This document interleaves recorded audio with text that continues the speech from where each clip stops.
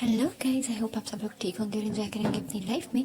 तो हम आ गए हैं जो है ना प्रिंस जंगकुक और उसके बर्थडे गिफ्ट के नेक्स्ट पार्ट के साथ। आई होप आप लोगों ने पहले वाले सारे पार्ट सुन लिए होंगे और आपको काफ़ी अच्छे लगे होंगे। तो चलते हैं इस पार्ट की तरफ।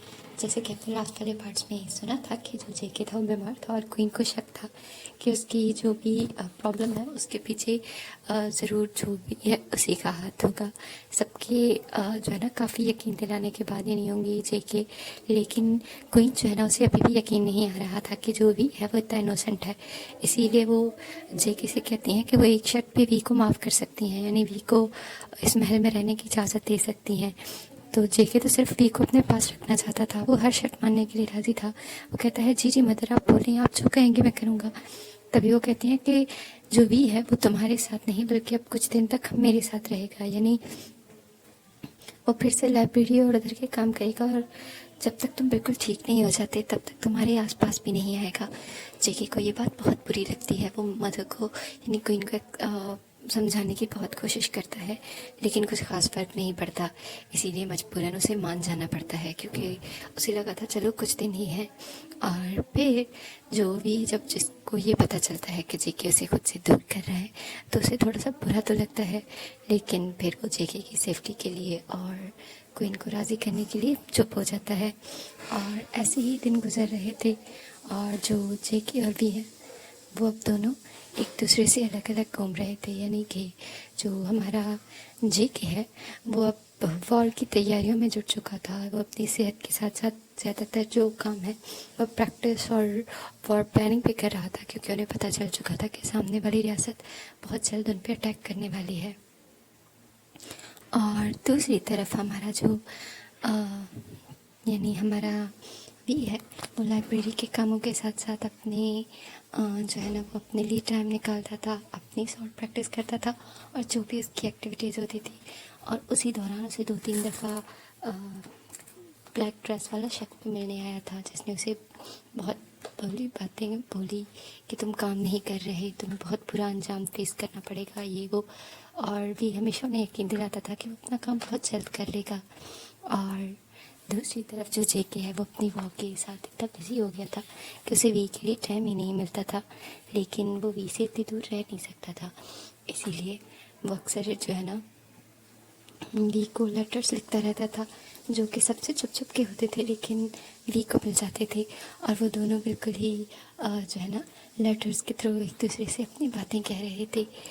उसी दौरान एक दिन जो है ना वो जेके वी को कहता है कि मुझे तुमसे मिलना है और आज मैं तुम्हारा जो है ना पार्क वाली साइड पे जो वहाँ पे चेयर्स बनी हुई है मैं उस साइड पे तुम्हारा वेट करूँगा। और वी जो है वो मना करता है कि ऐसा मुमकिन नहीं है, क्योंकि अब तो जो वी है उसे रूम तक अकेले शेयर करने की परमिशन नहीं थी। वो रूम भी जो है वो क्वीन की हेडमेट के साथ ही जो है ना वो शेयर कर रहा था। वो कहता है ये पॉसिबल नहीं है, लेकिन अब वो कुछ कर नहीं सकता था क्योंकि जेके ने तो सिर्फ एक लेटर लिख के उसे भेज दिया था। अब वो दोबारा लेटर भी नहीं लिख सकता और उसे अच्छा नहीं लग रहा था कि जेके उसका वेट करे। तभी भी जो है ना वो आहिस्ता से बाहर जाता है और जेके से मिलता है। ये उसके लिए इतना मुश्किल भी नहीं था, क्योंकि जब भी उसे ब्लैक ड्रेस वाला आदमी मिलने आता था या उसे शॉर्ट प्रैक्टिस करनी होती थी वो इसी तरह से स्नीक आउट कर जाता था, वो बाहर निकल जाता था। और आज भी ऐसे ही होता है। वो जाता है और इधर उधर देखता है कि प्रिंस उससे मिलने भी आए हैं या सिर्फ प्रिंस ने बात की थी। तभी उसे प्रिंस दिख जाते हैं और जेके जो कि वहीं पे वेट कर रहा था एक साय की तरह आता है और वी को जो है ना वो एक ब्लर के साथ पिन करता है और उसके ऊपर हवा होके आ जाता है और कहता है तुम्हें पता है मैंने तुम्हें कितना मिस किया। वी जो है ना वो कुछ कहना चाहता था, लेकिन इतना अंधेरा था, ना उसके लिप दिख रहे थे और ना ही उसके जो हाथ है साइन लैंग्वेज उसमें वो कुछ कह सकता था, क्योंकि जेके ने तो उसे पिन किया हुआ था। तभी जो भी है ना वो जेके से दूर होने के लिए कहता है, लेकिन जेके उसके होंठों को अपने होंठों में ले लेता है और उसे किस करने लग जाता है बहुत ब्रूटली तरीके से, और बार बार कह रहा होता है तुम्हें पता है मैंने तुम्हें कितना मिस किया, तुम्हें अंदाज़ा भी नहीं है, मैंने तुम्हें इतना ज़्यादा मिस किया, इतना ज़्यादा मिस किया कि बस। तभी जो जेके है वो वी को छोड़ता है, क्योंकि अब वी जो है वो सांस लेने में उसे प्रॉब्लम हो रही थी। तभी वो उसे हक कर लेता है और उसे उसी बेंच पे बिठा देता है अपनी लैब पे, और दोनों ही काफ़ी देर तक बैठे रहते हैं। और जेके जो है वो अपनी रूटीन और अपनी जो है ना वो बता रहा होता है कि उसे कितनी क्रेविंग हो रही थी वी से मिलने की, उसने कितना वी को याद किया और वी भी उसकी हर एक बात पे जो है ना उसके साथ नोट कर रहा था, क्योंकि वो भी तो याद कर रहा था जेके को। और दोनों ही कितनी देर तक ऐसे ही बैठे रहते हैं। और तभी जो जेके है वो वी की जो ड्रेस होती है उसके शोल्डर से पीछे कर लेता है और उसके शोल्डर्स पे किस करने लग जाता है। तभी वी उसे मना करता है कि हम ये नहीं कर सकते, एक तो ये आउटडोर है और यहाँ पे कोई भी आ सकता है। तभी जेके उसे कहता है कि कोई नहीं आएगा, तुम्हें डरने की कोई ज़रूरत नहीं, और अगर कोई आ भी गया तो प्रिंस है यहाँ पे।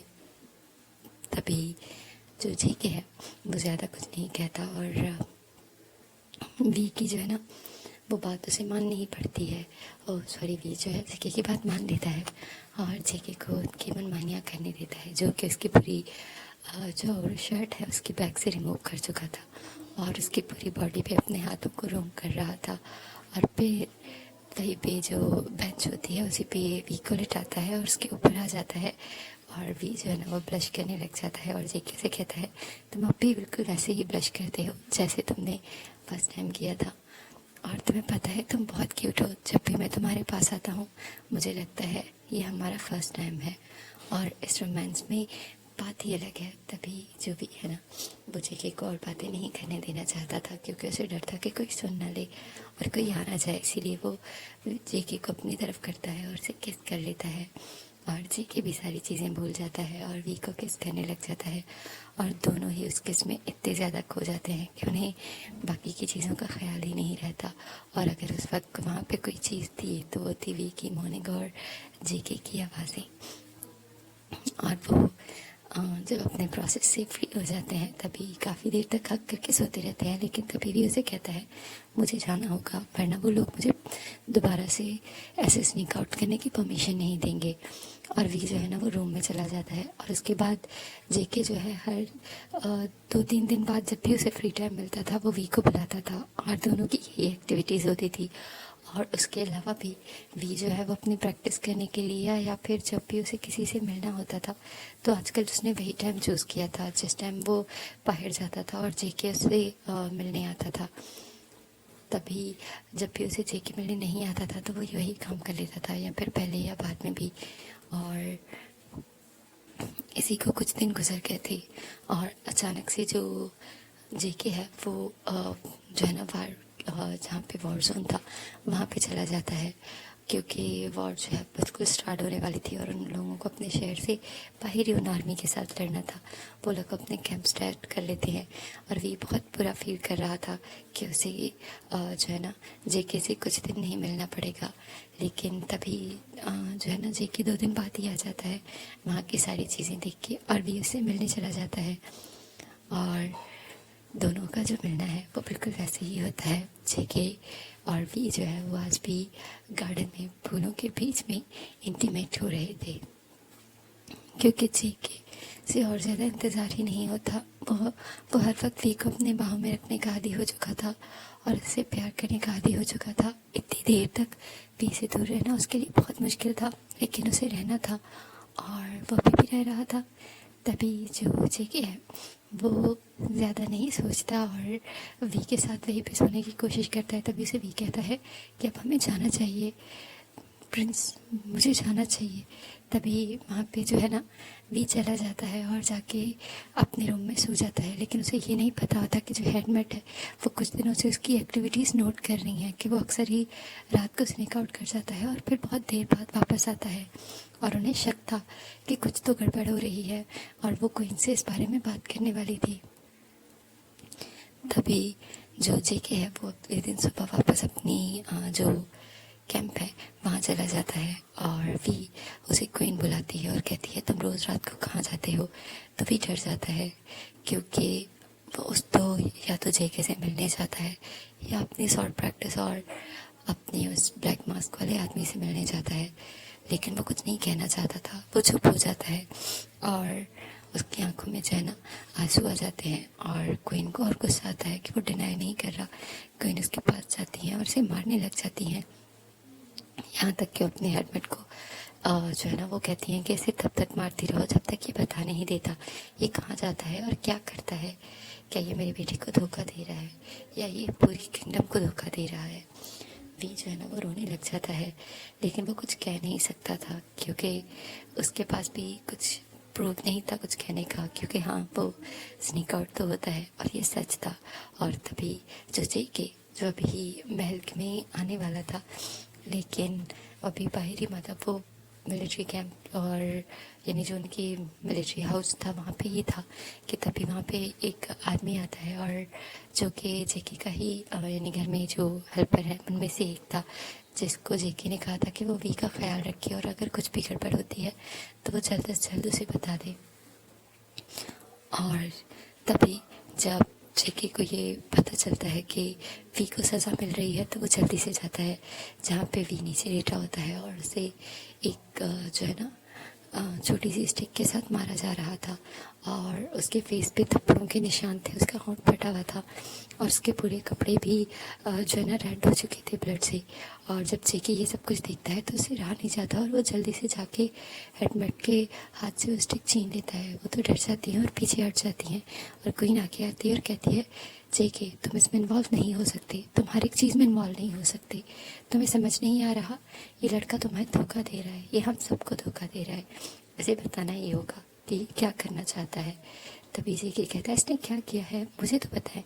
तभी क्वीन उसे कहती है कि वो रोज़ रात को बाहर जाता है और हेडमेट ने उसे देखा है किसी से मिलते हुए और तुम्हें नहीं पता वो लोग क्या एक्सचेंज करते हैं क्या कुछ करते हैं और वो लोग पता नहीं कौन सी चीज़ें जो है ना वो प्लान कर रहे हैं। तभी जेके जो है ना वो वी को हक कर लेता है और कहता है मदा आप एक दफ़ा मुझसे तो पूछ लेती। वी किसी और से नहीं बल्कि मुझसे मिलने जाता है और सब लोग हैरान हो जाते हैं और जेके की तरफ देखते हैं। और वी जो कि अभी भी कांप रहा था और वो तकरीबन अनकॉन्शियस हो चुका था, तभी जेके क्वीन की तरफ देखता है और कहता है बिल्कुल मतलब मैंने आपकी बात मान तो ली थी, लेकिन इसका मतलब ये नहीं कि मैं वो हर चीज़ करूँगा जो आप सिर्फ चाहती हैं। मैं तेरे वी से दूर नहीं रह सकता था और इसीलिए मैंने वी को लेटर्स लिखना शुरू कर दिए और हम भी अक्सर रात को बाहर मिला करते हैं। तभी वो हेडमेट कहती है नहीं प्रिंस वो आपसे मिलने के अलावा भी बाहर जाता है, क्योंकि आप जब यहाँ नहीं थे तब भी मैंने उसे बाहर जाते।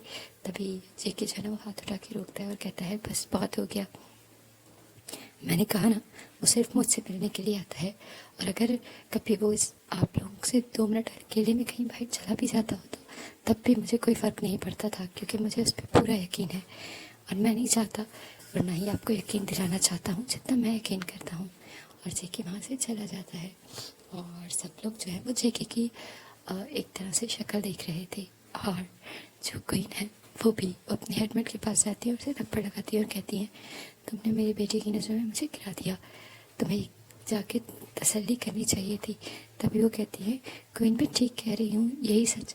तभी क्वीन उसे कहती है इसे दफ़ा हो जाओ यहाँ से। और क्वीन जो है ना उसे बहुत गुस्सा आ रहा था और जेके जो है वो वी को लेके अपने रूम में आ जाता है और उसके जो ज़ख़म है उन पे मरहम पट्टी करने लग जाता है और वी जो है ना वो गिराने लगता है। तभी वहाँ पे हीलर आ जाता है जो कि युंगी लेके आया था और युंगी जेके को कहता है कि वो हील कर देगा। तभी जो वी है ना वो जेके का हाथ पकड़ता है और उसे कहता है मुझसे दूर नहीं जाओ। तभी जेके कहता है मैं यहीं पर हूँ, आप इसका मुआयना कर लें। और जेके जो है वो जो ज़ख़म देख चुका था हीलर के दोबारा देखने पे उसे बहुत तकलीफ़ हो रही थी और तभी हीलर कहता है कि वी को फ़िलहाल कपड़े नहीं पहनने चाहिए, यानी बैक जो है ना ख़ास तौर पे क्लोथ, क्योंकि वो उसके ज़ख्मों के साथ जो है ना टच हो रहा है और उसे दर्द होगा। तभी जेके कहता है ठीक है और सबको बाहर जाने के लिए कह देता है और फिर वो वी के कपड़े रिमूव कर देता है, यानी उसकी शर्ट वगैरह, और उसकी बैक पे जो ज़ख़म थे उन पे वो बहुत अच्छे से जो है ना वो मरहम पट्टी यानी करता है। वो उसकी पूरी बॉडी पे जो भी ज़ख़म थे उन सब पे जो भी हीलर ने उसे दवाई दी थी वो लगाता है और जिसके बाद भी जो है ना वो काफ़ी बेटर फील कर रहा था और जेके वो भी कुछ नहीं कहता और वी के पास ही बैठा रहता है उसका हाथ पकड़ के। उसे बहुत बुरा लग रहा था कि उसकी वजह से वी के साथ ये सब कुछ हो रहा है, काश कि वो बात वी की बात मान लेता और उसे ना मिलता, लेकिन वो वी के बगैर नहीं रह सकता। लेकिन इस दफ़ा वो डिसाइड करता है कि इस दफ़ा उन दोनों के बीच में कोई गलतफहमी नहीं आ सकती, उन्हें कोई अलग नहीं कर सकता, यहाँ तक कि कोई किंग का ऑर्डर भी नहीं। अब भी उसका है और जेके और वी को कोई अलग नहीं कर सकता। जेके ये सब कुछ डिसाइड करता है और वहाँ से जो है ना चला जाता है और युंगी से बात करता है और उससे कहता है कि वो कैंप में जाके सारी चीज़ें देख ले, वो कुछ दिन तक वी के साथ रहना चाहता है। तभी जो हमारा युंगी है वो मान जाता है और कहता है कि ठीक है, आपको जितना टाइम वी के साथ रहना है आप रह सकते हो, और मैं जो है वो मैं चला जाऊँगा। और वी जो है ना वो थोड़ा बैठा होता है। एक दिन के बाद वो उठने लगता है और खाने लगता है, और जेके उसका पूरा ख्याल रख रहा था, पैम्पर कर रहा था। और जेके और वी जो है ना वो दोनों एक दूसरे के करीब आ रहे थे। जेके जो है ना वो वी के पास जाता है, लेकिन उसे कैस करके हट जाता है क्योंकि उसे पता था कि वो वी को और हर्ट नहीं कर सकता। और जेके जो है वो वी के बगैर नहीं रह सकता, लेकिन उसे दूर रहना था वी के लिए ही, ताकि वी बिल्कुल ठीक से हील हो पाए। और इतने दिनों में फर्स्ट टाइम जो वी है ना वो स्माइल करता है, और वो जेके के साथ ही था। लेकिन तभी उसे एक दिन वही सायरन सुनाई देता है जो उसे मिलने के लिए बुलाया जाता है। अब वो जेके की भाव में था, वो नहीं जाना चाहता था, लेकिन वो सायरन हर 2-3 घंटे बाद बजने लग जाता है, जिससे वी को बहुत गुस्सा आ रहा था। फाइनली वो जेके से एक्सक्यूज़ करता है और फिर बाहर आता है और उस तरफ से जाता है जहाँ पे वो सायरन आ रहा था। और वहीं पे वो देखता है कि किंग जो है ना वो वहाँ पे है और उनके हाथ में कोई लेटर है। तभी भी जो है ना वो चुपता हुआ उस आदमी के पास जाता है जो कि उसे कहता है कि जो किंग के पास लेटर है वो हमें चाहिए, और हम चाहते थे कि वो किंग के पास पहुँचने से पहले हमारे पास आ जाए, लेकिन तुमने ऐसा नहीं किया, तुमने इतनी लेट कर दी। तो वो कहता है कि मैं प्रिंस के साथ था इसीलिए नहीं आ सकता था। लेकिन वो शख्स जो है ना वो भी पे गुस्सा करता है और कहता है कि तुम्हारे एक्सक्यूज़ बहुत हो गए, अब तुम्हारे पास सिर्फ 2-3 दिन का वक्त है, तुम्हें वो लेटर भी देना है और ये शहर ये पूरा ख़त्म करना है, और हमें अगर 2-3 दिन में इसके असरात ना दिखे ना तो तुम्हें बहुत पछताना पड़ेगा। और वहाँ से वो चला जाता है और वी के हाथ में वो जहर की डब्बी थी जो उसे पहले भी बहुत दफ़ा मिल चुकी थी। और जेके जो है वो अपने रूम में वी का वेट कर रहा था, जो कि जेके जो है वी को नहीं देखता, तो वो उठ के बाहर आता है और तभी वी उसे दिखता है और उसे कहता है कुछ नहीं, मैं तुम्हारे लिए खाना बनाने जा रहा था। और वी अपने हाथ में वो जो जहर की डब्बी होती है वो छुपा लेता है। और अब वो जो है ना कोशिश करता है कि उसे किंग के पास से वो लेटर चाहिए, लेकिन वो हर वक्त प्रिंस के साथ होता था। तभी वो प्रिंस को कहता है कि वो बिल्कुल ठीक है, प्रिंस जो है वो अपने काम थोड़ी बहुत देख सकता है। तो जेके पहले तो नहीं मानता, लेकिन फिर वो राज़ी हो जाता है और बाहर चला जाता है अपने काम देखने के लिए। और भी से कहता है कि वो रूम में रहे, वो कहीं ना जाए, और भी जो है वो अपना मास्क पहनता है और उसे हर हाल में वो लेटर चाहिए था, वरना वो लोग जेके के साथ और उसके साथ क्या करते उसे नहीं पता था।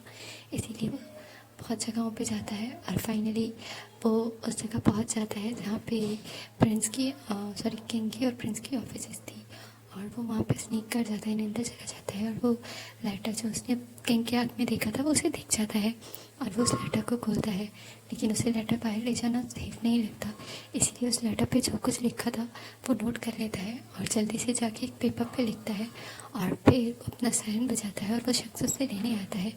जब ये उसे बताता है कि ये लेटर पे भी यही कुछ लिखा हुआ था जो उसने कॉपी किया है।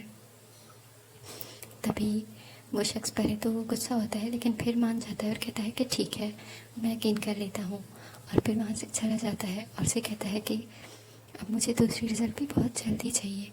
और उसके बाद जो है ना बी और जे के जो है ना वो रात को एक साथ खाना खाते हैं। तो बी जो है ना वो बार बार अपनी उस जहर की पोटली के बारे में सोच रहा था, और उसमें से कुछ ऐसे डेजर्ट थे जो कि सिर्फ जेके खा रहा था। और तभी जेके उसे कहता है क्या हुआ, तुम खाना क्यों नहीं खा रहे? तो वी कहता है कोई बात नहीं। और तभी जेके जो है ना वो वी को पकड़ता है और बेड पे लिटा देता है, और खाना और सारी चीज़ें वही रह जाती हैं। और जेके जो है ना वो वी को किस करने लग जाता है और उसके ऊपर आ जाता है और अपने कपड़े रिमूव कर देता है और कहता है अब और नहीं, मुझे यकीन है तुम्हारे ज़ख्म ठीक हो गए हैं थोड़े से, लेकिन मैं इससे ज़्यादा दूर नहीं रह सकता। तभी बीवी उसे हक कर लेता है और कहता है तुम्हें दूर रहने की ज़रूरत भी नहीं, मैं बिल्कुल ठीक हूँ। और फिर वो दोनों ही एक दूसरे के साथ रोमांस में जो है ना वो खो जाते हैं। और अभी वो अपने प्रोसेस में ही थे कि तभी जो युंगी है वहाँ जाता है और वो आधी रात को प्रिंस के डोर पे नॉक करता है, जिससे जो प्रिंस है वो बहुत ज़्यादा अनवाइड हो जाता है और कहता है क्या हुआ है। तभी युंगी उसे कहता है प्रिंस हम पे अटैक हो गया है, हमें जल्द से जल्द जो है ना इस अटैक का भरपूर जवाब देना होगा। तभी प्रिंस जल्दी से उठता है और बाहर की तरफ भागता है और अपने कपड़े ठीक ठीक करता है और फिर वहाँ से चला जाता है और भी उसकी बैग देख रहा होता है। और फिर 2 दिन तक जो प्रिंस है वो वापस नहीं आता, क्योंकि वो लोग उस जंग में थे और जो प्रिंस जिमिन है वो भी उन लोगों के साथ मिल चुका था। पहले तो युंगी और जेके इस बात से मना करते हैं कि उन्हें ज़रूरत नहीं है, लेकिन फिर प्रिंस जो है वो वहाँ पे अपनी तरफ से खाना और बाकी की चीज़ें लेके आया था, जो कि शायद उन्हें चाहिए भी थी। इसीलिए वो लोग उसे जो है ना वेलकम करते हैं और फिर अपनी जंग फोकस करते हैं और जिमिन को भूल जाते हैं। दूसरी तरफ जिमिन जो है वो जेके के लिए स्पेशल खाना बनवा रहा था। हर टाइम वो जेके के खाने में कुछ ना कुछ मिला रहा था, जो कि उसका एक कह सकते हैं कुक, जो कि ऑलरेडी जेके के लिए काम कर रहा था, वो अभी भी वही सारे खाने वही बना रहा था। और जिमिन जो है ना उस खाने को देख के सोच रहा था इस वॉर के बाद मुझे नहीं लगता कि तुम सरवाइव कर पाओगे प्रिंस, तुम्हें नहीं पता तुमने अपने लिए किस मुसीबत को दावत दे दी है। और वो स्मार्ट करता है और तभी वहाँ पे यूँ किया जाता है और कहता है क्या सोच रहे हो प्रिंस। तभी जिमिन कहता है कुछ नहीं, मैं बस कुछ सोच रहा था। तभी जो जेके है और योंगी वो लोग उन लोगों से बहुत अच्छी तरीके से फ़ाइट करते हैं और उन लोगों के फोर्सेस को अपनी टेरिटरी में आने से पहले ही जो है ना वो पीछे धकेल देते हैं। लेकिन इस पूरे प्रोसेस के दौरान जो जेके है वो काफ़ी जो है ना बुरा फील कर रहा था, वो वीक फील कर रहा था, बार बार थक जाता था और उसे फीवर भी हो रहा था। लेकिन उसने एक दफ़ा भी शो नहीं किया, बल्कि वो दवाइयों का डोज बढ़ाता जा रहा था। और फाइनली जिस दिन वो लोग अपनी जंग जीत जाते हैं और फिर घर आते हैं तो उस घर में महल में आने का बंदोबस्त किया जाता है। तो उस दिन सब लोग बहुत खुश होते हैं और सब लोग उनके लिए फूल और बहुत सारी वेलकम इंस्ट्रूमेंट्स लेके खड़े होते हैं। और जेके और जब उसके पूरे लोग आते हैं तब सब लोग उनको देख के बहुत हैरान होते हैं और बहुत खुश भी। और योंगी जो है ना उसको भी काफ़ी चोटें लगी थी, जेके को भी थोड़ी बहुत चोटें लगी थी, लेकिन चोटों से ज़्यादा वो बीमार और वीक लग रहा था। वो घोड़े पे आ रहा था और उसकी वो इतना हैंडसम लग रहा था कि वीक को तो लग रहा था उससे ज़्यादा हैंडसम इसने उसे कोई नहीं देखा। और वो बार बार उसे देख के ब्लश कर रहा था। किंग और क्वीन उन दोनों का वेट कर रहे थे। वो आगे बढ़ के उन लोगों की तरफ जाते हैं और बहुत खुश होते हैं। और जो प्रिंस है यानी हमारा जंगकुक वो घोड़े से उतरता है और क्वीन और किंग से मिलता है। और तभी वो वी की तरफ देखता है जो उसकी तरफ स्माइल कर रहा था। और जो जेके है वो किसी और से मिलने के बजाय या किसी से बात करने के बजाय वो डायरेक्ट वी के पास जाता है और उसे हक कर लेता है। सब लोग हैरान होते हैं, लेकिन वो जेके की खुशी में कुछ बोलना नहीं चाहते थे, इसीलिए वो लोग खुश हो जाते हैं। और जो किंग है वो अनाउंस करता है कि आज रात बहुत बड़ी सेलिब्रेशन होगी इस जंग की खुशी में। और वो बहुत जल्द अब जेके को किंग बना देगा, क्योंकि जेके ने प्रूव कर दिया है कि वो किंग बनने के लायक है। सब लोग बहुत खुश होते हैं और जेके और वी जो है वो रूम में चले जाते हैं। लेकिन जेके और वी जब अपना प्रोसेस कर रहे थे तभी अचानक से वी नोट करता है कि जेके की बॉडी बहुत ज़्यादा हॉट हो रही है, यानी वो बहुत ज़्यादा फीवर हो रहा है। तभी वो जेके को कहता है कि तुम्हें डॉक्टर की ज़रूरत है, मैं हीला को बुलाऊँ। तभी जेके कहता है बिल्कुल नहीं, अभी बुलाया तो मदर और फादर परेशान हो जाएंगे, इसलिए मेरे पास दवाइयाँ हैं, मैं बस वही खाऊँगा और मैं ठीक हूँ। और तो मैंने कुछ मत कहना, रात सेलिब्रेशन हो जाए मैं कल खुद हीरा के पास चला जाऊँगा या उसे बुला लूँगा। तभी वी जो है ना वो कुछ नहीं कहता और वो जेके की बॉडी को वाइप करता है और उसे दवाइयाँ खिलाता है और फिर काफ़ी देर रेस्ट करने के लिए उसे लौटा देता है। तभी क्वीन और लोग आते हैं जो कि जेके को तैयार होने के लिए कहने आए थे। तभी देखते हैं कि जेके सो रहा है, तो वी से पूछते हैं तो वी कहता है कुछ नहीं, वो आराम करना चाहता था, वो टायर्ड है। तभी वो लोग कहते हैं ठीक है, उसे थोड़ी देर बाद उठा देना और उसकी ड्रेसेस वगैरह उसे दे देना। तभी भी राज़ी हो जाता है और रात को जेके जो है ना वो सेलिब्रेशन में आता है और वहाँ पे बहुत सारे डांसर्स, म्यूज़िक और भी बहुत कुछ हो रहा था। यानी वहाँ पे बहुत मेल डांसर्स थे जो शॉर्ट के साथ प्रैक्टिस करके डांस कर रहे थे। वहाँ पे बहुत सारी लड़कियाँ थी जो बैली डांस कर रही थी और वो सब कुछ इतना खूबसूरत लग रहा था कि जेके और किंग जो सबके सामने बैठे हुए थे बहुत खूबसूरत लग रहे थे। तभी उनमें से एक शख्स कहता है जो कि वी को देख रहा था, कहता है ये बहुत अच्छी डांस करेगा और इसे डांस करता हुआ देखना हमारे दिल का एक तरह से ख्वाब है। और तभी वो कहता है कि वी डांस करे। तभी वो क्वीन की तरफ देखते हैं तो क्वीन कहती है ज़रूर, क्यों नहीं। वो वी को कहती है कि वी जाके डांस करो। प्रिंस जो कि किंग के साथ बैठा था उसे पता नहीं होता और वो बस जो है ना बाकी की चीज़ों को एंजॉय कर रहे थे। और तभी जब वी को एक जो स्लेव लड़की है वो हाथ से पकड़ के लेके आती है और डांसर्स के बीच में छोड़ देती है। तभी जेके पहले तो हैरान होता है कि वी वहाँ क्या कर रहा है और फिर वो देखता है कि क्वीन और जो है ना बाकी लोगों को तो समझ जाता है कि पक्का उन्होंने ही कहा होगा। तभी बोट के वी को रोकता उससे पहले ही वी बहुत सारे लोगों के बीच में था और वो डांस करने लगा था और दूसरा जेके का हाथ जिन यानी किंग ने पकड़ लिया था और उसे उठने से रोक दिया था। तभी वी जो है ना वो हल्के हल्के स्टेप्स ले रहा था और बार बार वो जेके की तरफ भी देख रहा था। तभी जेके से और बर्दाश्त नहीं होता क्योंकि सबकी बुरी नज़रें उसी पे ही तो थी। वो जल्दी से उठता है और जाके वी को रोकने ही वाला होता है लेकिन सारे डांसर्स उसके आसपास आ जाते हैं और जो जेके है ना उसे लगता है उसके लिए उसकी पूरी दुनिया ही घूमने लगी है और जेके अचानक से फेंट होके वहाँ पे गिर जाता है। वी जो कि जेके को देख के रुक गया था लेकिन अभी जेके को इस तरह गिरता हुआ देख के वो हैरान होता है और भागता हुआ जेके के पास जाता है और सारे लोग परेशान हो जाते हैं। सारी सेलिब्रेशंस, म्यूज़िक सब रुक जाता है और सब लोग जो है ना वो जेके के पास चले जाते हैं और जेके उसकी पूरी बॉडी जो है ना वो ग्रीन होने लग गई थी। जल्दी से उसे रूम में ले जाया जाता है, हीलर को बुलाया जाता है। हीलर कहता है ये जहर के साइन है लेकिन उन्हें समझ नहीं आ रहा था कि हुआ क्या है और किस चीज़ में उसे जहर दिया गया है। और भी वो बहुत डरा हुआ था क्योंकि उसे लगा उसे इस दफ़ा भी पनिशमेंट उसी को मिलेगी। लेकिन क्वीन और किंग बहुत ज़्यादा वर्रिड थे और जेके को 2 दिन तक होश नहीं आया। वो लोग जितने अच्छे अच्छे हीलर्स को बुला सकते थे उन्होंने सबको बुलाना शुरू कर दिया ताकि वो लोग सिर्फ जेके को ठीक से देख सकें। लेकिन उन्हें कुछ समझ नहीं आ रहा था और जेके जो है वो कॉन्शियस ही नहीं हो रहा था।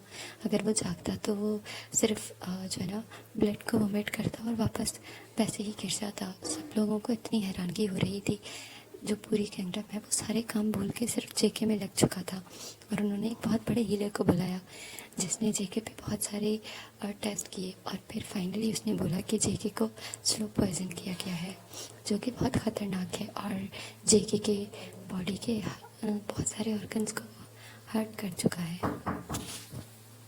जेके जो है ना वो अभी भी वैसे ही था और भी हर वक्त उसके पास था, उसका हाथ पकड़ के बैठा हुआ था क्योंकि जेके को जब भी होश आता था ना तो वो वी का पूछता था, इसलिए वी तो वहाँ से हिला ही नहीं था। वो 2-3 दिन तक सिर्फ उसी जगह बैठा हुआ था उसी हाल में। और तभी जो क्वीन है और किंग वो लोग हर एक चीज़ को चेक कर रहे थे, यहाँ तक कि वी के सामान को, वी की चीज़ों को चेक किया गया क्योंकि जो जहर उन्हें बोला गया था और वो तभी उन्हें वी के सामान से मिलता है और उनका शक सही पर बदल जाता है कि सच में ये सब कुछ वी कर रहा था क्योंकि वी ही जेके के साथ था।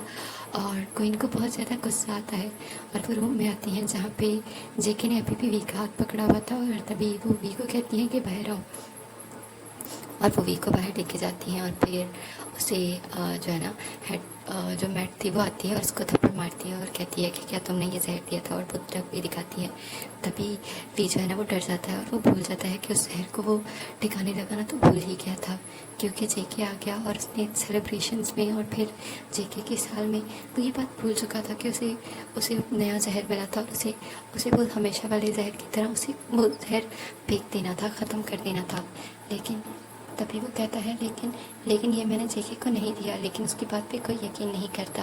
और फिर उस जहर के साथ जेके को एक जो है ना वी के संबंध में कुछ और चीज़ें भी मिल जाती हैं और फिर वी को जो है वो एक कैद खाने में बंद किया जाता है और जेके, जो कि उसकी हालत और बिगड़ती जा रही थी। उन लोगों को समझ ही नहीं आ रहा था कि वो लोग क्या करें। तभी जो हीलर है वो उसे कहता है कि वो दवाइयों से ठीक नहीं हो सकता। हाँ, लेकिन ये है कि अगर कोई मेडिएटर पावर या कोई बहुत स्ट्रॉन्ग हीलर उसे ठीक करे तो हो सकता है। तभी किंग और क्वीन कहते हैं जो भी हो सकता है तुम्हें करना होगा। तभी वो कहता है कि आप लोगों का एक पुराना हीलर जो कि अब एक माउंटेन में रहता है और वो वहीं पे अपनी तपस्या करता है, वो यहाँ नहीं आएगा, लेकिन हम उसे जेके को उसके पास भेज देते हैं। और फिर वो लोग प्लान करते हैं कि यही ठीक है, क्योंकि तभी जेके जो जिन है उसे पता चला था कि जो जेहोप है और एक और रियासत उनके खिलाफ जो है ना अटैक का प्लान कर रही है। तो इसलिए वो चाहता था कि वो जेके को सेफ जगह पहुंचा दे और फिर उनसे लड़ने की तैयारी करे। और तभी जेके को होश आता है जब उसे बोला जाता है कि उसे यहाँ से जाना है इलाज के लिए। तभी वो कहता है उसे वी के साथ जाना है। और कोई उसके पास आती है और कहती है कि भूल जाओ उस वी को, उसी ने तुम्हारी ये हालत की है। जेके नहीं मानता और कहते हैं अब फिर से एक दफ़ा। तभी वो कहती है कि नहीं, इस दफ़ा उसने खुद कन्फेस किया है। तभी जेके को यकीन नहीं आता और वो यूंगी और बाकी की हेल्प से उस रूम में, उस कैद खाने में आता है जहाँ पे वी को बंद किया गया था। और फिर जब वो वी से पूछता है क्या क्या उसके पास सच में जहर था, क्या सच में वो किसी साजिश का जो है ना मारा है, तभी भी कुछ नहीं बोलता और अपना सर नीचे कर लेता है। उसकी आंखों में आंसू होते हैं और वो सिर्फ एक ही बात बोल रहा होता है, मुझे माफ़ कर दें प्रिंस, मैं ये नहीं करना चाहता था पर मैं मजबूर था, मुझे माफ़ कर दें प्रिंस।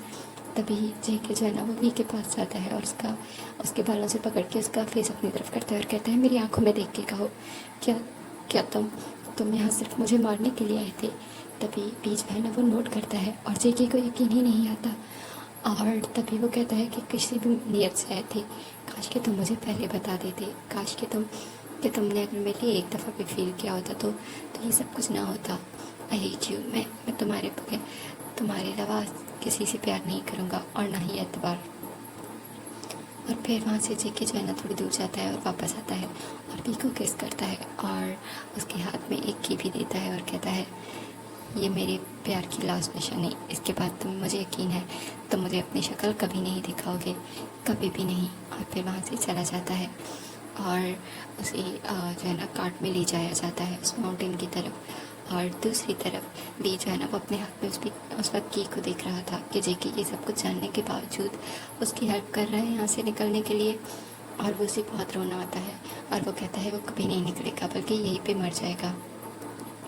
लेकिन जेके के उस माउंटेन पे पहुंचने के एक दिन बाद ही जो महल है ना उस पर अटैक हो जाता है और जिन और बाकी के सारे लोग जो है ना वो अभी प्रिपेयर करने का सोच ही रहे थे कि उनको पता ही नहीं था इतना जल्दी अटैक हो जाएगा। और सब लोग जो है ना एक तरह से थ्रिल हो जाते हैं उस अटैक से। और वो लोग जो है ना वो बहुत ज़्यादा पावरफुल थे क्योंकि बहुत सारे लोग उनके अपने अंदर के लोग थे। और बाकी का नेक्स्ट एपिसोड